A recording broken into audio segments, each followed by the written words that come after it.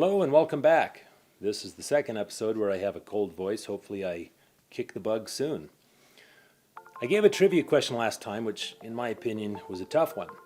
Originally, the Book of Mormon had longer chapters and did not even have numbered verses. So in 1879, at the request of the Quorum of the 12, Orson Pratt divided the original Book of Mormon into the smaller chapters and numbered verses that we have today.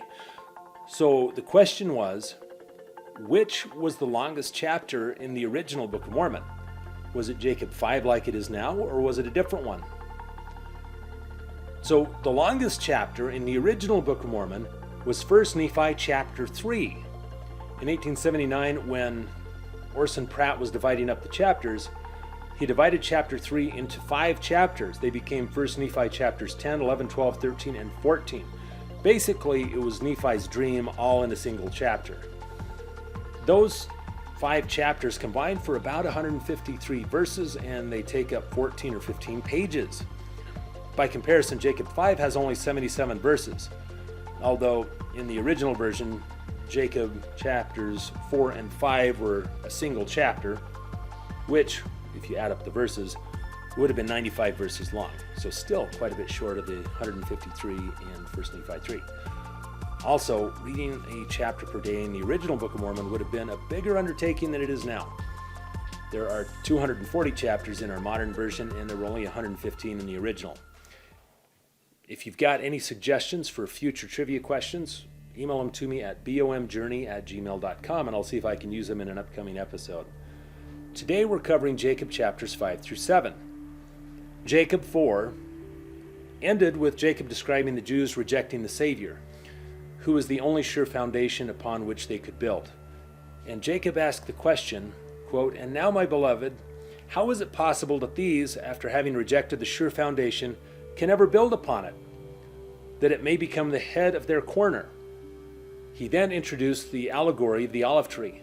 Still in Jacob 4, verse 18, "Behold, my beloved brethren, I will unfold this mystery unto you, if I do not by any means get shaken from my firmness in the Spirit and stumble because of my over-anxiety for you." The allegory of the olive tree was originally written by an Old Testament era prophet named Zenos. We only know about him through the Book of Mormon. He's mentioned in 12 different verses. Jacob 5 is an allegory, which is defined as, quote, "a story, poem, or picture that can be interpreted to reveal a hidden meaning." The allegory of the olive tree is a story of a man caring for an olive tree in his vineyard, and it symbolically tells the story of the scattering and gathering of the house of Israel. Now, you might be wondering, like I was, why was this man growing olive trees in a vineyard? Wouldn't it have been called an olive tree orchard or something like that? So I did some quick investigating online and found that in the Eastern Mediterranean, it was standard practice to grow olive trees in vineyards. They require similar conditions, and apparently the olive trees served as the trellis or the support for the vines. Did you know that? I didn't.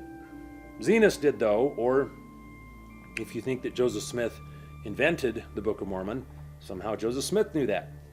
The allegory talks about this man trying to save his vineyard so he can get fruit from the trees. It includes a lot of grafting. So I looked up grafting of olive trees. I found a lot of good information, and I'll include a link to that in the show notes, but here's a quick sample, which may be helpful in understanding the story. What are some reasons for grafting? It says, some trees have very desirable fruit characteristics and weak roots. Others have strong roots, but small or no fruit. Grafting can combine the strong roots and good fruit into the same tree. Then it talks about grafting methods, which I won't go into.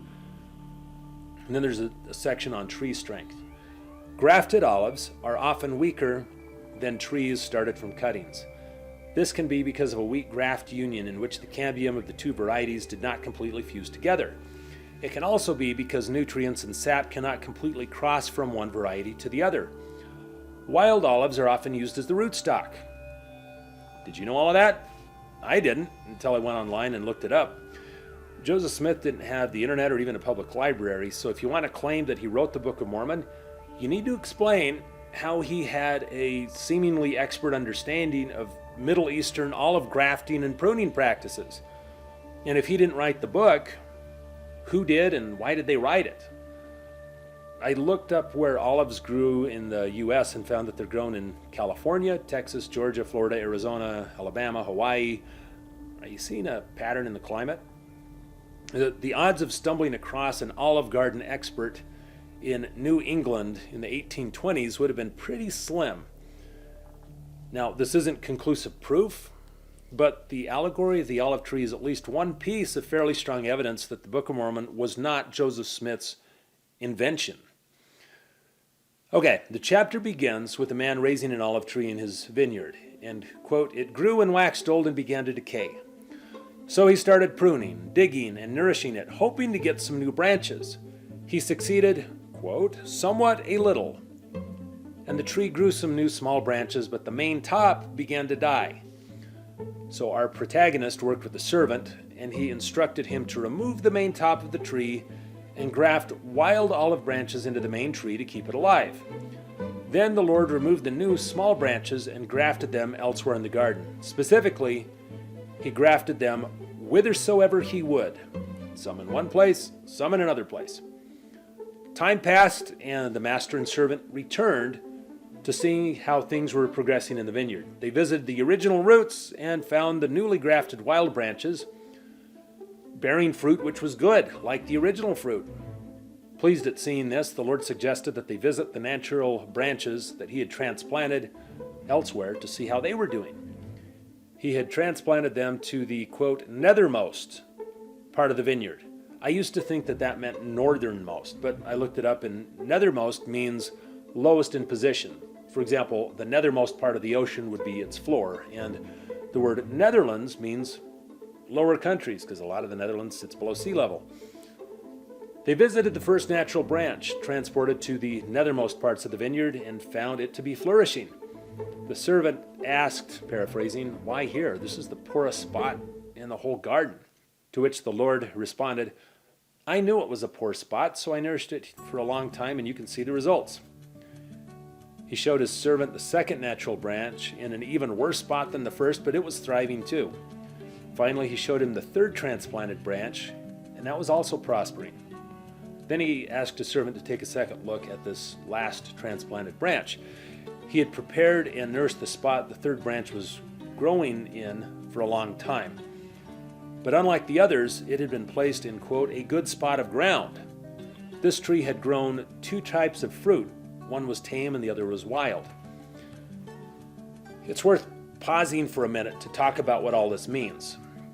So far in the allegory, we've seen the Lord's covenant people, or house of Israel, represented by the original olive tree. The Lord scattered them into various parts of the vineyard. Two were considered poor spots of ground, but the people thrived. One was considered a good spot of ground and had mixed results. Transplanting the first two natural branches is often considered to represent the scattering of the 10 tribes. The last natural branch appeared to be Lehi's group because they went to a very good spot of ground, and, well, then they split into two groups, one good and the other bad. Later in the chapter, the Lord described it as the most choice spot in the entire vineyard. He further said that he had cut down a previous tree, perhaps that's symbolic of him removing the Jaredites, to plant this new branch there. This made me wonder what makes a spot of ground good or poor, or an even broader question is what the ground represents. I am not sure if the earth represents the land's natural resources, or if it refers, as it does in the parable of the sower, to how receptive the people are to the gospel, or if it refers to how prosperous the people will be who live there. I assume it at least includes opportunities for temporal success, because the promised land of the Book of Mormon is considered choice above all other lands and frequently references prosperity. If you've got thoughts on that, or an opinion on what the earth or soil might represent, I'd love to hear about it in the comments. Returning to the allegory, though, after finding that the vineyard was doing well, the master and servant retired for a long time and then visited the vineyard again. They first visited the original rootstock, which last time they looked at it was growing a lot of good fruit, but now they found it populated with all kinds of fruit, but none of it good. But as the servant pointed out, the wild olive branches had successfully strengthened the original roots. So the roots were still good, But the master said the tree and the roots were worthless to him if the fruit growing on them was bad. A visit to the grafted branches showed that they had all become corrupt. Some compared this to the apostasy. In the third group, representing Lehi's posterity, the bad branch had overcome the good branch, causing it to wither away and die. At this point, the master of the vineyard wept and said his vineyard had no worth and should be cast into the fire. He asked what more he could have done. Who had corrupted his vineyard? The servant suggested that maybe the branches might have grown too quickly, more quickly than the roots could support. And some people have interpreted that to mean that a cause of the apostasy in the primitive church was a lack of communication, which led to the inability of the church leaders to maintain communication needed to guide the quickly growing branches of the church that were scattered around. And these branches eventually went in independent directions. The servant persuaded his master to spare the vineyard a little longer before casting it into the fire. And the master agreed because he didn't want to lose the trees in his vineyard. He decided to gather all the original branches he had grafted elsewhere in the vineyard and graft them back into the original tree, removing the most bitter branches from the original tree to make room for transplants. Quote, "Go to and call servants," he said, "that they may labor in the vineyard this last time." He instructed them to tend, nourish, dung, and prune the tree. As the good branches grew, he urged them to clear away the bad and to keep the root and top equal in strength. Servants came. They obeyed what the Lord said. The Lord labored with them, and the natural fruit began to reappear. The bad fruit they cast away. When the Lord saw that the tree was growing natural fruit, he rejoiced. He announced that this was the last time he would nourish, prune, and dung his vineyard. He would harvest the fruit and then burn the vineyard. So that's the olive tree allegory in a nutshell. We barely scratched the surface. People have written lengthy academic volumes on the symbolism of this chapter, so if you want to dig into it further, you'll have a lot of material to work with. In Jacob chapter 6, Jacob testified that the events that the olive tree allegory represented in the previous chapter would undoubtedly happen. The Lord's servants would go forth in his power to tend the vineyard, and after that, the end was nigh, and the Lord would burn the world with fire. He praised God's mercy for caring for Israel, both root and branch, and for reaching continuously out to save us if we'll let him. He pled to his people to turn unto the Savior, and he ended by pleading, "Oh, be wise, what can I say more?" Now we move to chapter 7. We meet Sherem in this chapter, and he's the first of three antichrists that we'll meet in the Book of Mormon. Sherem traveled around preaching with flattering speech that there would be no Christ. He labored hard and convinced many people, but his real target was Jacob. Jacob explained this in verse 5. "And he had hoped to shake me from the faith, notwithstanding the many revelations and the many things which I had seen concerning these things. For I truly had seen angels, and they had ministered unto me. And also I had heard the voice of the Lord speaking unto me in very word from time to time, wherefore I could not be shaken." Jacob tells us a few things about Sherem that I find interesting. First, Sherem was learned and, quote, had a perfect knowledge of the language of the people. Not much time had passed since Lehi's group came to the Americas. In fact, Jacob was on the original boat. 50, 60, 70 years, that's barely enough time for people to develop accents. So if the Nephites and Lamanites were the sole occupants of the Americas, wouldn't Sherem have unavoidably been Jacob's nephew or a similarly close relation? And wouldn't they have all lived together and learned to speak roughly equally well? But it reads as though Sherem was an outsider who learned their language and used this learning to convince them of their erroneous ways. Context clues tell us that Sherem had not met Jacob. If there were 30 people on the original ship, within Jacob's lifetime, this population might have grown to a few hundred, with the majority of those being small children. But that group divided in two, and if we include only Nephites, those numbers would have been so few that everyone would have known everyone else, unless Sherem was from an outside group. We talked about that in 2 Nephi 1 if you want to go look into it.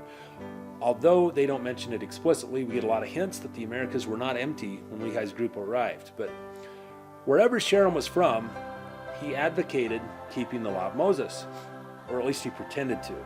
And he accused Jacob of misdirecting people to worship Christ, a being not expected for several hundred years. He asked Jacob to give him a sign, so Jacob prayed for God to smite Sherem as the requested sign. And Sherem was smitten. But before Sherem died, he gathered the people around and plainly, quote, confessed the Christ, and then he died. Sherem's death restored the peace, and the people again began to search the scriptures, which implies that the people were literate and had access to prophetic writings, which shouldn't be surprising because that's why Nephi wrote the small plates. Sometimes I feel like I'm focusing on the wrong things, looking for clues in the Book of Mormon about their circumstances and what life was like for them. I do it mostly because I'm just trying to make the scriptures more real and more applicable to me, but on the other hand, maybe I'm just getting distracted. Don't know. At the end of the chapter, Jacob described their efforts to convert the Lamanites to the gospel, but it says, they delighted in wars and bloodshed. Now, with that phrasing again, I can't help but wonder, if there were only two small groups of people and one of them delighted in wars and bloodshed, how many people could have there been in the other group? After a few successful Lamanite campaigns of wars and bloodshed, there probably wouldn't have been many Nephites left. And if their wars were unsuccessful, I doubt they would have said that they delighted in bloodshed. Again and again, it seems that Lehi's descendants were not alone, but they were instead part of a larger population. Anyway, that gets us through the end of Jacob.